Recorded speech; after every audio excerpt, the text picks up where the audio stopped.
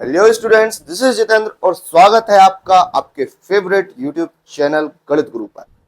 तो जैसे कि आपको पता है, हमने स्टार्ट की हुई है class 10th complete NCERT series, जिसमें हम हमारे फर्स्ट चैप्टर से लेकर लास्ट चैप्टर तक के सारे सवाल इस सीरीज में सॉल्व करेंगे। और हम हमारा फर्स्ट सेकंड थर्ड चैप्टर पूरा पूरा फिनिश कर चुके हैं और आज हम फिनिश करेंगे हमारे फोर्थ चैप्टर को। एक दिन में हो जाएगा क्योंकि हम 4.1 4.2 तो पहले कंप्लीट कर चुके हैं ना। आज हमें कौन सी एक्सरसाइज कंप्लीट करनी है? आज हमें करनी है भैया हमारी एक्सरसाइज 4.3। 4.3 के साथ हमारा फोर्थ चैप्टर जो है एंड हो जाएगा। तो अगर आपने अभी तक प्रीवियस वीडियोस नहीं देखी हैं, पिछले चैप्टर कंप्लीट नहीं किए हैं, डायरेक्ट 4.3 पे आ गए हो, तो सबसे पहले भैया उन चैप्टर्स को जाके कंप्लीट करो, उनके नोट्स प्रिपेयर करो और उसके बाद आके हमारी 4.3 एक्सरसाइज देखना। अब आप पूछोगे सर कहाँ से देखें? तो ये प्लेलिस्ट बनाई हुई है आपके लिए, प्लेलिस्ट में जाइए, उसकी लिंक जो है डिस्क्रिप्शन में दी है, आई बटन पर क्लिक कीजिए। वहां से जो है आपको क्या करोगे, अपनी प्लेलिस्ट पे पहुंच जाओगे और अपने नोट्स कंप्लीट करना स्टार्ट कर दोगे। और आज हमारे साथ आप कंटिन्यू करोगे क्या? 4.3 चैप्टर नंबर 4 द्विघात समीकरण का। तो इसमें हम सबसे पहले देखते हैं हमारा क्या भैया, हम इंट्रोडक्शन देखते हैं। किसका इंट्रोडक्शन देखेंगे? हम हमारे चैप्टर द्विघात समीकरण, इसका द्विघात समीकरण चैप्टर में जो हमारी 4.3 एक्सरसाइज है, उसके क्वेश्चंस को, उसके सवालों को हम कैसे सॉल्व करेंगे, कौन सा स्पेशल फॉर्मूला लगेगा, कौन सी मेथड लगेगी। तो देखिए, इसमें हमें दो प्रकार के फॉर्मूलाज की आवश्यकता पड़ेगी, या सबसे पहले मोस्ट इंपोर्टेंटली कह लें, देखो जैसे हम हमारे क्या निकालते थे, मूल्य निकालते थे, हमने कौन सी विधि से निकाले थे? गुणनखंड विधि से निकाले थे। कौन सी विधि से निकाले थे?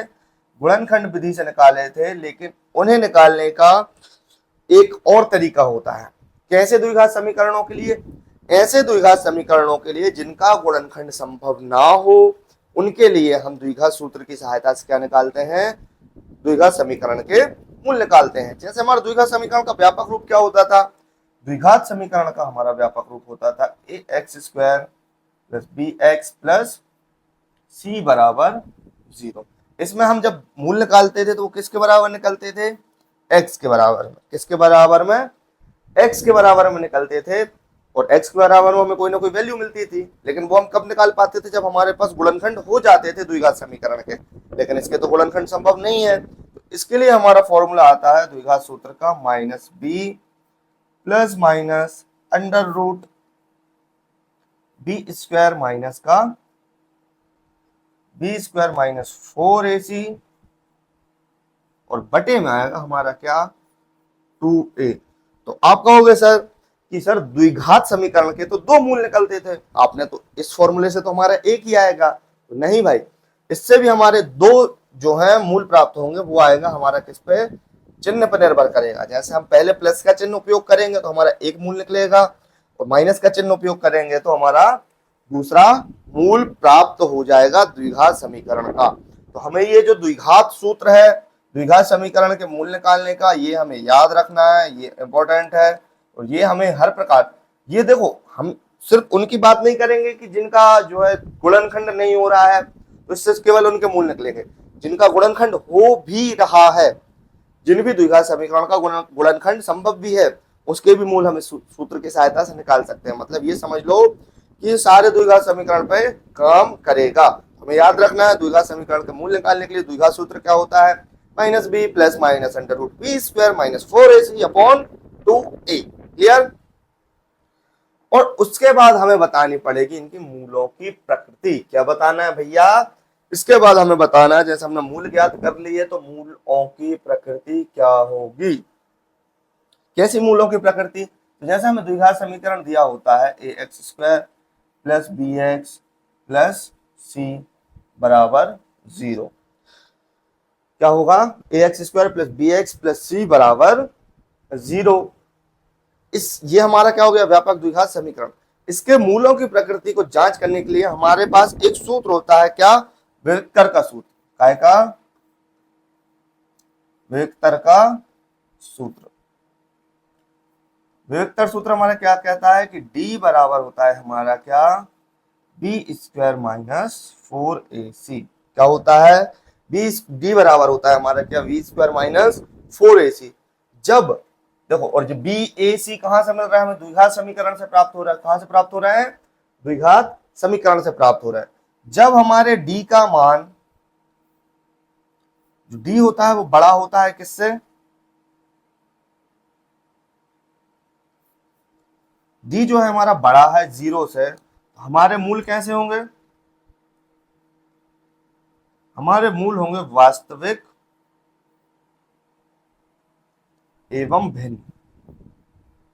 जब हमारे डी का मान, जो हमारे वेक्टर का मान है वो 0 से बड़ा होता है, तो हमारे मूल यानी कि एक्स के मान कैसे होते हैं, वास्तविक होते हैं और अलग अलग होते हैं। जब हमारे डी का मान बराबर हो जाता है 0 के, तो मूल हमारे कैसे होते हैं, वास्तविक होते हैं। लेकिन डी किसके बराबर हो गया, 0 के, तो वास्तविक होंगे और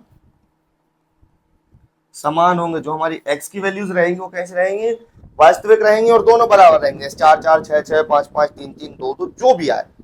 और जब हमारे डी का मान हो जाता है क्या, छोटा, किससे, 0 से, तो हमारे जो मूल हैं वो कैसे हो जाते हैं, काल्पनिक।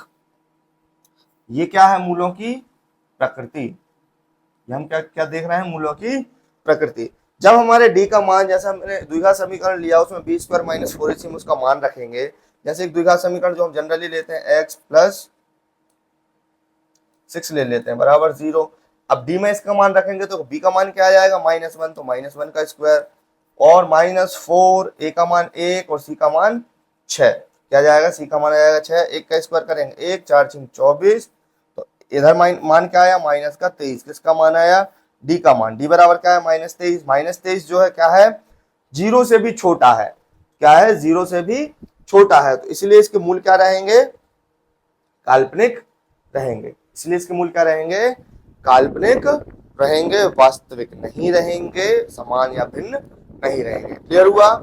इन दो फॉर्मूलों की सहायता से, इनकी हेल्प के थ्रू हमें क्या करना है, हमारी 4.3 एक्सरसाइज को सॉल्व करना है। तो बिना टाइम वेस्ट किए हुए फटाफट फटाफट हमारा फर्स्ट क्वेश्चन देखते हैं। फर्स्ट क्वेश्चन हमसे क्या कह रहा है, फर्स्ट क्वेश्चन कह रहा है कि निम्न द्विघात समीकरणों के मूलों की प्रकृति ज्ञात कीजिए, यदि मूलों का अस्तित्व हो तो उन्हें भी क्या करना है, ज्ञात करना है। ठीक है, फर्स्ट क्वेश्चन जो है हम बिल्कुल जमा के करेंगे। यहां लिखेंगे हम क्या, उक्त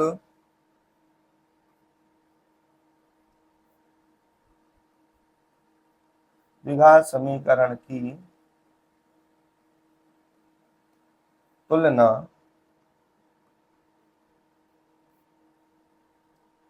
व्यापक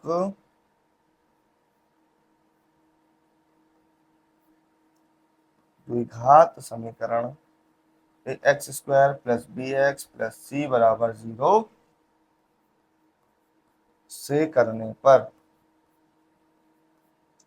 क्या मिलेगा, ए का मान हमें क्या मिलेगा, जो एक्स स्क्वायर का गुणांक हो यानी कि 2, बी का मान क्या मिलेगा, जो एक्स का गुणांक हो यानी -3, और सी का मान क्या मिलेगा, 5।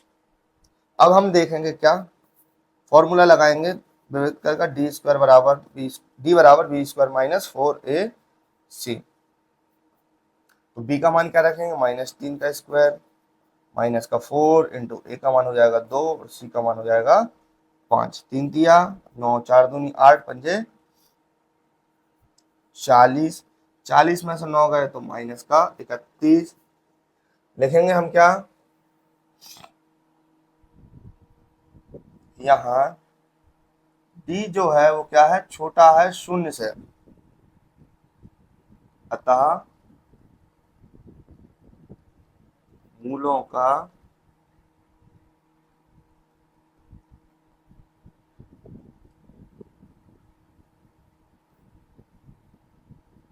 अस्तित्व नहीं है। क्लियर हुआ। क्या है, जो डी की वैल्यू है वो 0 से छोटी है, इसलिए क्या, मूलों का अस्तित्व नहीं है।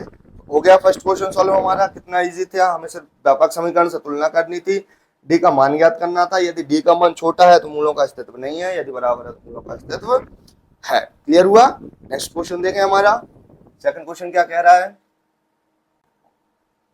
सेकंड क्वेश्चन दिया है हमें, इसमें भी हमें वही करना है। तो देखो हम इसका डायरेक्ट कंपैरिजन करते हैं, जो हमने वो लाइन लिखी थी हिंदी वाली थ्योरी वाली, वो आप अपने हिसाब से नोट कर लेना।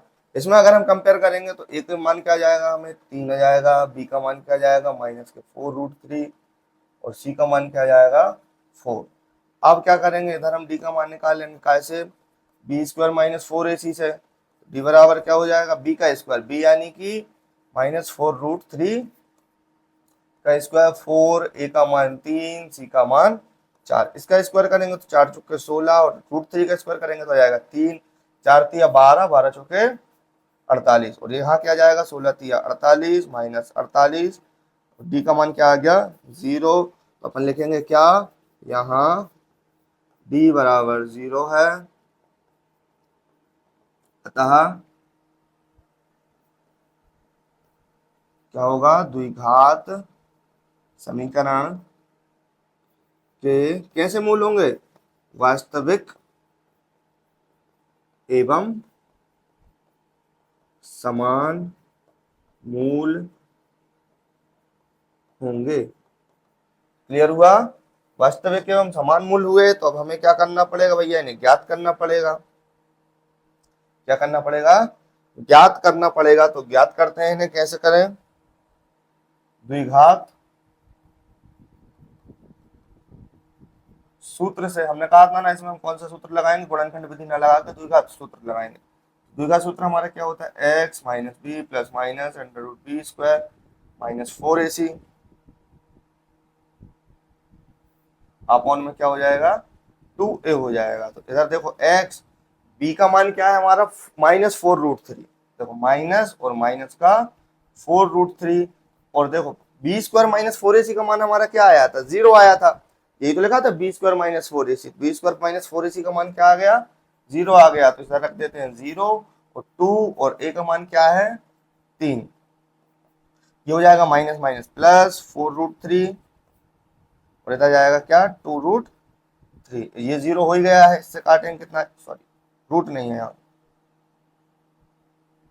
2 और 3, 2 से काटेंगे 2 बार कटेगा, क्या आ जाएगा यहाँ 2 और नीचे अपन 3 को क्या लिख सकते हैं, करनी 3 इंटू करनी 3 और ऊपर करनी 3 है तो करनी 3 से करनी 3 कैंसिल। तो यहाँ हमारा x का क्या मान आ गया 2/करनी 3 और यही हमारा क्या रहेगा, देखो इसके वास्तविक एवं समान मूल्य है। वास्तविक क्या है, वास्तविक है और समान है, यानी कि अगला मूल्य भी हमारा क्या रहेगा 2√3 ही रहेगा। अतः मूल 2/√3 और 2/√3 है। ये हमारा क्या हो जाएगा, सेकंड क्वेश्चन का आंसर हो जाएगा। इसमें जो हमारा द्विघात समीकरण था उसकी जो स्थिति निकली या उसकी प्रकृति, मूलों की प्रकृति कैसे निकली, वास्तविक एवं समान निकली। तो हमारे जो मूल भी है वो क्या निकले, वास्तविक एवं समान। अब क्या कर रहे हैं हम, अब देखें हमारा इसका नेक्स्ट क्वेश्चन। नेक्स्ट क्वेश्चन दिया है हमें क्या, सेम क्वेश्चन है, इसमें भी हम कंपैरिजन कर लेते हैं। ए बराबर हो जाएगा 2, बी बराबर हो जाएगा हमारा -6, सी बराबर हो जाएगा क्या 3। डी की वैल्यू निकालें, कैसे निकालें, b² - 4ac करके। तो b का मान क्या है -6 का स्क्वायर -4, a का मान 2, c का मान 3, 6 6 36, 4 दूनी 8 3 24। यहाँ जाएगा क्या,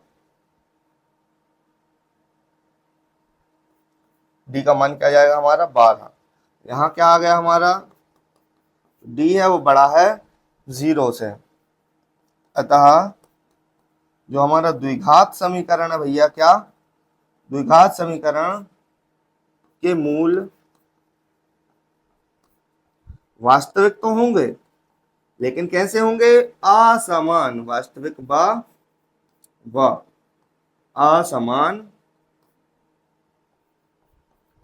होंगे। क्लियर हुआ, यदि डी का मान बड़ा है 0 से तो मूल कैसे होंगे, वास्तविक व असमान। यदि बराबर है तो वास्तविक व समान और छोटा है तो कैसे होंगे, मूल काल्पनिक होंगे, जैसे हमारे फर्स्ट क्वेश्चन में काल्पनिक हो गए थे।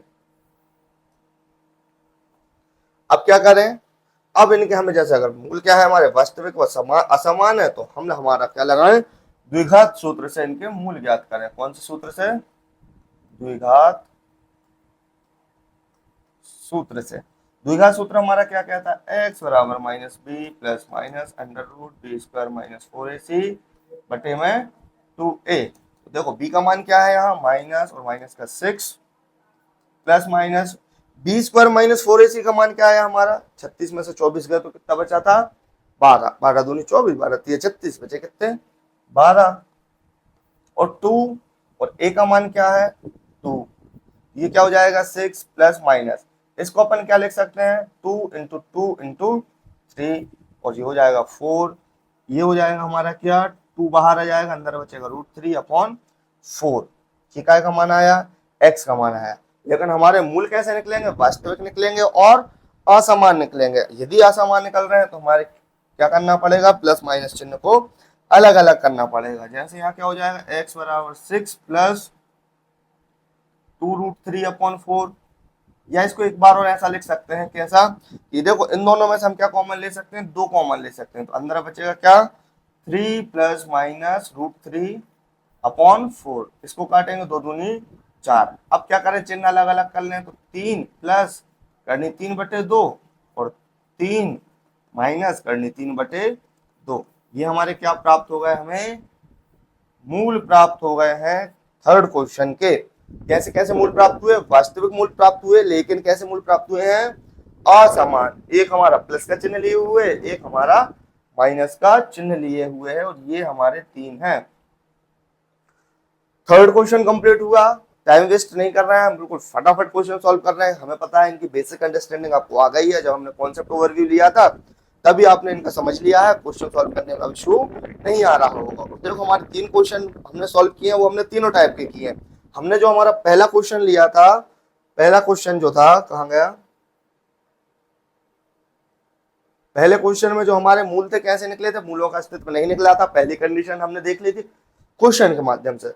सेकंड क्वेश्चन में क्या था, हमारे मूल बराबर निकले थे, तो हमारे मूल अंत में भी क्या निकले, बराबर निकले। और थर्ड क्वेश्चन में हमने क्या किया, जो हमारे मूलों की प्रकृति वो कैसी निकली, वास्तविक असमान निकली, तो इससे भी हमने क्या ज्ञात कर लिया, हमारे मूल ज्ञात कर लिए हैं। क्लियर हुआ। नेक्स्ट क्वेश्चन देखें, कह रहे हैं कि निम्न प्रत्येक द्विघात समीकरण में के, कितने के आ गए, के का ऐसा मान ज्ञात कीजिए उसके 2 बराबर मूल हो। हम लिखेंगे, देखो सबसे पहले इसका भी क्या करेंगे, द्विघात समीकरण से कंपैरिजन करेंगे, तो ए का मान क्या आ जाएगा 2, बी का मान आ जाएगा के, और सी का मान आ जाएगा 3। हम लिखेंगे यदि मूल बराबर है तब डी बराबर क्या हो जाएगा 0, यानी कि बी स्क्वायर माइनस 4ac बराबर क्या होगा 0। बी का मान क्या रखेंगे, के का स्क्वायर माइनस 4, ए का मान रखेंगे 2, सी का मान रखेंगे 3। के का स्क्वायर 4 दूनी 8, 3 24 बराबर 0, के स्क्वायर बराबर हो जाएगा क्या 24, तब के बराबर क्या हो जाएगा करनी 24। करनी 24 को हम क्या लिख सकते हैं, 2 दूनी 4 दूनी 8, 3 24, इसमें से एक पेयर बाहर आ जाएगा तो क्या आ जाएगा 2√6। हमारे के का मान क्या आ जाएगा 2√6, यानी कि के 2√6 के मान के लिए जो हमारा द्विघात समीकरण है उसके मूल क्या होंगे, वास्तविक होंगे या बराबर होंगे। वास्तविक एवं बराबर होने की शर्त कब सिद्ध होगी, जब हमारे के मान क्या रहेंगे 2√6 रहेंगे। क्लियर हुआ, कॉन्सेप्ट क्लियर, क्वेश्चन क्लियर। अब देखें इसका क्या, हम सेकंड क्वेश्चन, यहां भी हमें वही करना है, क्या के समान के लिए जो है हमारे द्विघात समीकरण के मूल वास्तविक एवं बराबर रहेंगे। तो हमारे कंपैरिजन कर लें, तो ए का मान हो जाएगा के, बी का मान क्या हो जाएगा, सॉरी अभी क्या करना है, इसको हमें सॉल्व भी करना है, अभी ये द्विघात समीकरण नहीं है। अब गुणा करें इसका, तो ये हो जाएगा क्या के एक्स स्क्वायर, के का इसमें करेंगे तो 2kx और प्लस का 6 बराबर 0। अब हमारे ए का मान क्या आ जाएगा के, बी का मान आ जाएगा माइनस का 2k और सी का मान आ जाएगा 6। अब हम वही करेंगे, यदि मूल बराबर है,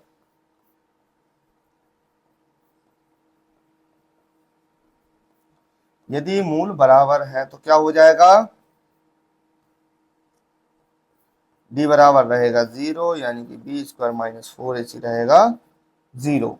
बी स्क्वायर यानी कि माइनस का 2k का स्क्वायर और 4ac यानी कि 4k और c का मान क्या है 6 बराबर क्या हो जाएगा 0। अब इसको आगे सॉल्व करें हम तो क्या हो जाएगा 2k का स्क्वायर यानी कि 4k स्क्वायर और यहाँ क्या हो जाएगा हमारा 4 6 चौके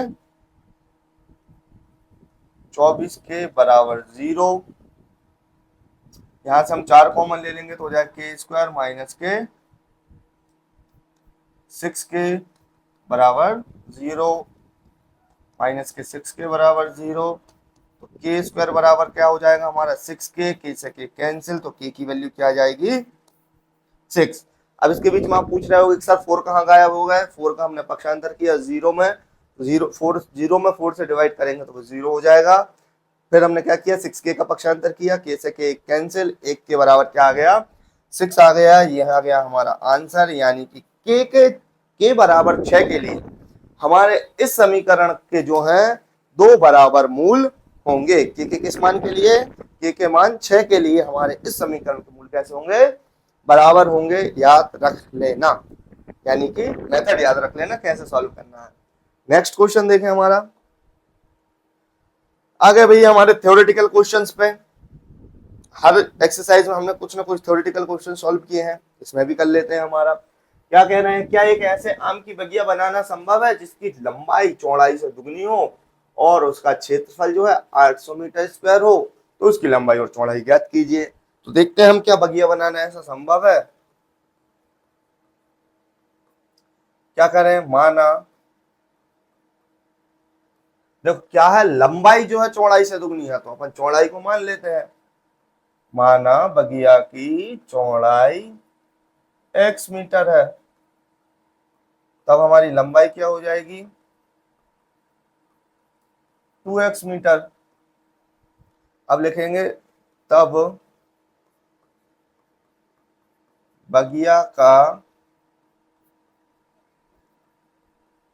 क्षेत्रफल कितना है 800। और बगिया देखो अगर लंबाई और चौड़ाई है और लंबाई चौड़ाई बराबर नहीं है तो हमारी वो बगिया कैसे कहलाएगी आयताकार कहलाएगी। और आयत का क्षेत्रफल क्या होता है लंबाई गुणित चौड़ाई।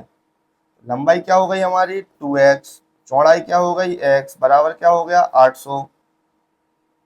यहाँ क्या हो गया 2x स्क्वायर बराबर 800। इससे इसको काटेंगे तो आ जाएगा क्या 400। एक्स स्क्वायर बराबर 400 तो x बराबर क्या हो गया करनी 400 और करनी 400 मतलब क्या हो गया इसका वर्गमूल क्या आ जाएगा 400 का 20, यानी कि x की वैल्यू क्या हो गई 20। यहां लिखेंगे अतः बगिया की चौड़ाई 20 मीटर है, लंबाई कितनी हो जाएगी तथा लंबाई 20 गुणित 2 बराबर 40 मीटर है। अतः ऐसी बगिया बनाना संभव है जिसकी लंबाई चौड़ाई से दुगनी हो और उसका जो क्षेत्रफल है वो 800 मीटर स्क्वायर हो, तब हमारी जो चौड़ाई वो 20 मीटर निकलेगी और लंबाई जो है वो कितनी निकलेगी 40 मीटर निकलेगी। क्लियर, थर्ड क्वेश्चन क्लियर हुआ, बहुत इजी था, बहुत बेसिक था। चौड़ाई माना, लंबाई निकाली, बगिया का क्षेत्रफल 800 हो गया, लंबाई इंटू चौड़ाई किया 2x स्क्वायर हो गया, एक्स स्क्वायर में जो क्या है बराबर 400 हुआ, एक्स का स्क्वायर हटाया तो सेट रूट आया यानी कि इसका क्या निकालेंगे हम वर्गमूल निकालेंगे। 400 का वर्गमूल क्या मिला हमें 20 मिला। थर्ड क्वेश्चन हमारा क्लियर हुआ। नेक्स्ट देखें, क्या यह स्थिति संभव है, यदि हाँ तो उनकी वर्तमान आयु ज्ञात कीजिए। दो मित्रों की आयु का योग 20 वर्ष है, 4 वर्ष पूर्व उनकी आयु का गुणनफल 48 था। सॉल्व करें, कितने मित्र हैं 2 मित्र हैं, एक पहला होगा, लिखेंगे क्या पहले मित्र की आयु क्या मान लें हम x वर्ष है, क्या लिख लेंगे हम शुरू में माना, तब हमारे दूसरे मित्र की आयु क्या निकल के आएगी देखो दोनों मित्रों की आयु का योग कितना है? 20 वर्ष है। यदि एक की x है तो दूसरे की क्या हो जाएगी? 20 में से यदि हम x को हटा दें तो दूसरे की अपने आप मिल जाएगी। जैसे कि मान लो आप किसी दो बच्चे की, आपकी मेरी नहीं कहूंगा, किन्हीं भी दो बच्चों की आयु क्या है? उनका योग 20 वर्ष है। एक 16 साल का हो गया, एक मान के चलो 4 साल का हो गया। अब हमें एक की पता चल गई कि एक कितने का है? 16 साल का है। तो 20 में से हम 16 घटाएंगे तो अपने आप दूसरे की क्या मिल जाएगी? 4 मिल जाएगी। इसी प्रकार से हम 20 में से हम x को हटाएंगे तो हमें क्या मिल जाएगा? दूसरे की आयु मिल जाएगी। अब कह रहे हैं 4 वर्ष पूर्व उनकी आयु।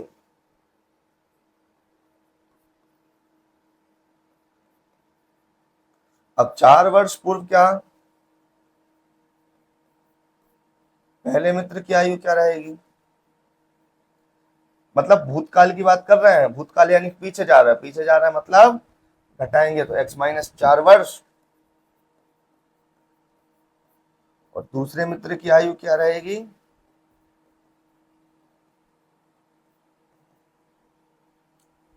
20 माइनस x माइनस 4 यानी कि 16 माइनस x वर्ष। अब प्रश्नानुसार चलें। कह रहे हैं क्या? दोनों की आयु का गुणनफल 4 वर्ष पूर्व x माइनस 4 और 16 माइनस x कितना मिलेगा हमें? 48 मिलेगा। गुणा कर दें तो ये हो जाएगा क्या? 16x, 16 चौके 64, x का x में करेंगे तो x स्क्वायर और x का 4 में करेंगे तो 4x बराबर 48। 4x और 16x हो जाएंगे 20x और इसका हम क्या करेंगे उस साइड पक्षांतर, तो x स्क्वायर माइनस का 20x प्लस का 48 और प्लस का 64 बराबर क्या हो जाएगा? 0 हो जाएगा। अब हम जरा इसे जमा लेते हैं थोड़ा थोड़ा ताकि हमारे पास जगह क्रिएट हो जाए।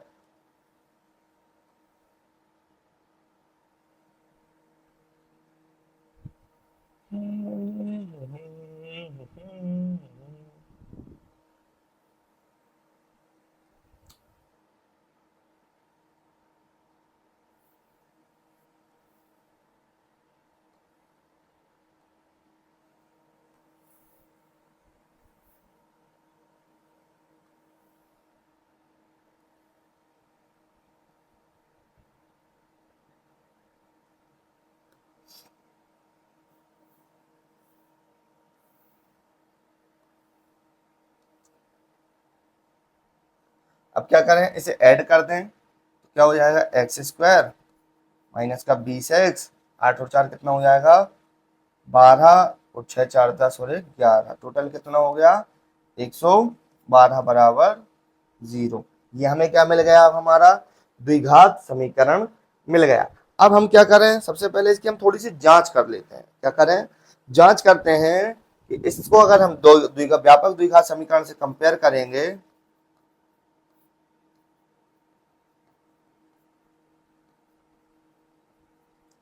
से तुलना करेंगे तो हमें a की वैल्यू क्या मिलेगी? एक b की वैल्यू क्या मिलेगी? माइनस का 20 और c की वैल्यू क्या मिलेगी? 112। तो क्या हमें d की वैल्यू हमें क्या मिलती है?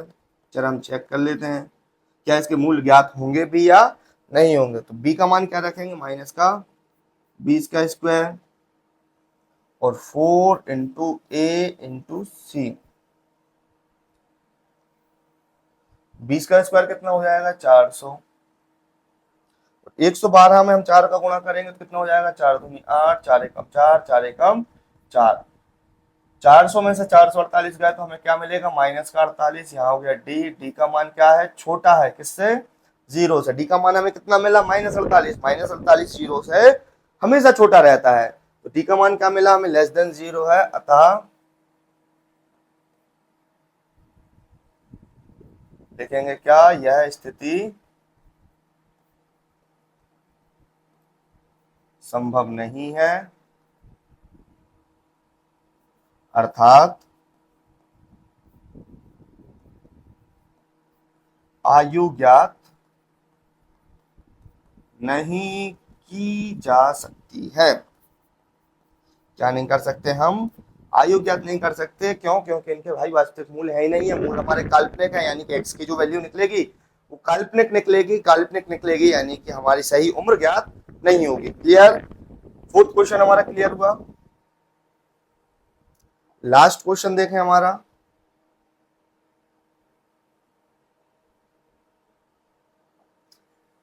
क्या कह रहे हैं? क्या परिमाप 80 मीटर तथा क्षेत्रफल 400 मीटर स्क्वायर की एक पार्क बनाना संभव है?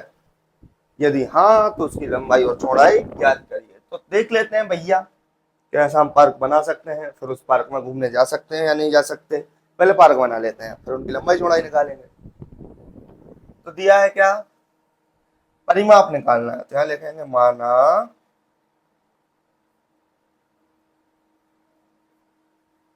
पार्क की लंबाई कितनी हो गई? x मीटर, चौड़ाई मान लेते हैं, तथा चौड़ाई कितनी हो जाएगी? y metre. तो परिमाप क्या हो जाएगा? 2 गुणित लंबाई प्लस चौड़ाई। क्लियर? 2 से इसको काटेंगे तो लंबाई प्लस चौड़ाई यानी कि x प्लस वाई बराबर हो जाएगा 40। यहां से हम y की वैल्यू निकाल लेते हैं तो y बराबर हो जाएगा क्या? 40 माइनस x। क्लियर? अब क्या निकालना है? क्षेत्रफल। क्षेत्रफल कितना दिया हुआ है? 400 मीटर स्क्वायर। क्षेत्रफल यानी कि लंबाई इंटू चौड़ाई, कितना आएगा? 400। लंबाई क्या है हमारी? x, चौड़ाई क्या है हमारी? y, बराबर क्या हो जाएगा? 400। इसको हल्का सा शॉर्ट करते हैं, short in the sense board पे अपने स्पेस क्रिएट करते हैं, इतने में विजिबल होगा।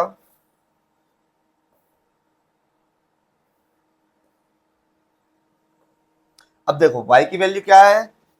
y की वैल्यू है 40 माइनस एक्स, बराबर में क्या हो जाएगा? 400। x का गुणा करेंगे तो 40x माइनस एक्स स्क्वायर और बराबर में 400। पक्षांतर करेंगे तो एक्स स्क्वायर माइनस के 40x और प्लस का 400 बराबर में हो जाएगा क्या? 0। ये हमें मिल गया क्या?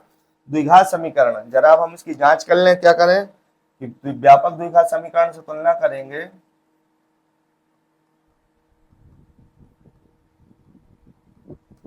तो हमें a की वैल्यू क्या मिल रही है?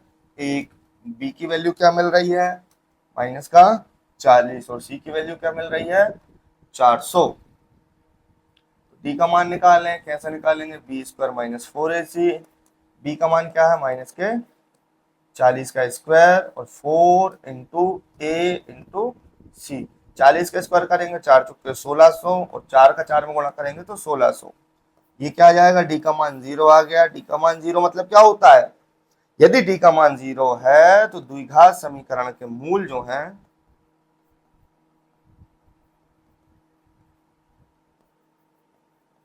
कैसे रहेंगे? वास्तविक एवं समान। कैसे रहेंगे हमारे मूल? वास्तविक एवं समान रहेंगे। तो अब इसको भी हम कैसे सॉल्व करें?